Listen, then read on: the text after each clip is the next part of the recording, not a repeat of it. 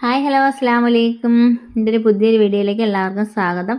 ഞാൻ വന്നിട്ടുള്ളത് ഒരു പാലട പായസത്തിൻ്റെ റെസിപ്പി ആയിട്ടാണ്.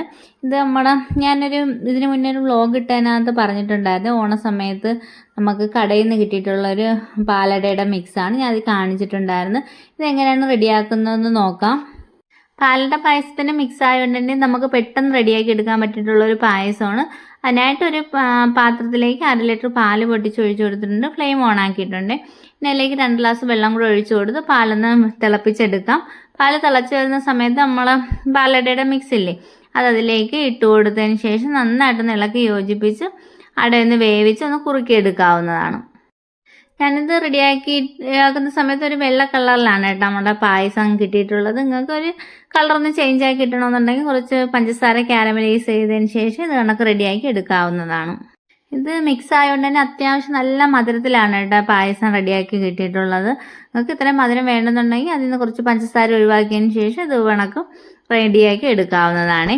ഇനി ഞാൻ അതിലേക്ക് ഒരു നുള്ളു ഉപ്പ് ഇട്ട് കൊടുക്കുന്നുണ്ട്. കുറച്ച് ഏലക്കപ്പൊടിയും കൂടെ ഇട്ട് കൊടുക്കാം. ഇനി ഒരു പാനിലേക്ക് 2 സ്പൂൺ നെയ്യ് ഒഴിച്ചതിന് ശേഷം കുറച്ച് അണ്ടിപ്പരിപ്പും മുന്തിരിയും കൂടെ വറുത്ത് അതും കൂടെ ഇതിലേക്ക് ഒഴിച്ചു കൊടുക്കാവുന്നതാണ്. ഈസി ആയിട്ട് ചെയ്തെടുക്കാൻ പറ്റിയിട്ടുള്ളൊരു നല്ലൊരു പാലട പായസത്തിൻ്റെ റെസിപ്പിയാണ് ഞാൻ കാണിച്ചിട്ടുള്ളത്. വീഡിയോ ഇഷ്ടമായിട്ടാണെങ്കിൽ വീഡിയോ ഒന്ന് ഷെയർ ആക്കാനും അതുപോലെ തന്നെ ലൈക്ക് ചെയ്യാനും കമൻറ്റ് ഇടാനും മറക്കരുത്. പുതുതായിട്ട് കാണുന്ന കൂട്ടുകാർ ആരെങ്കിലും ഉണ്ടെങ്കിൽ പ്ലീസ് ഒന്ന് സബ്സ്ക്രൈബ് ചെയ്ത് സപ്പോർട്ടാക്കാൻ മറക്കല്ലേ. ഇൻഷാല്ലാ മറ്റൊരു വീഡിയോയിൽ കാണാം. ബൈ.